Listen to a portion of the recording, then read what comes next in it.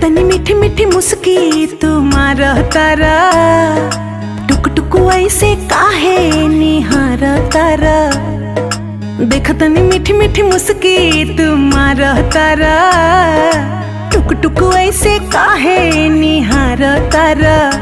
कथी चले तोरा मन में सांवरिया हो, हटे हटावले ना हटे नजरिया हो। जनमा रे जान हो मधुन कलर सरिया, मन करे कहसली भरिया कवरिया हो।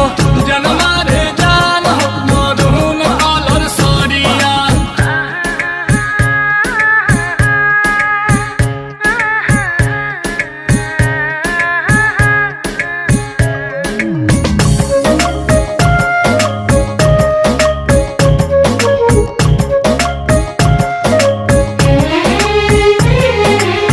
बिजली तू ढाहो तारू दिलवा प हमारा हो, अपन डोलाई के कमरिया।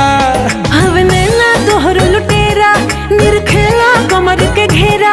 उठे अजब गजब के नासा, जनी ऐसे मतिया फेरा। सच हाँ के करेला मस्करिया हो, लागल बा फाल पिको लहरे झलरिया हो। जनमा रे जान हो मधुन कलर सरिया, मन करे कसली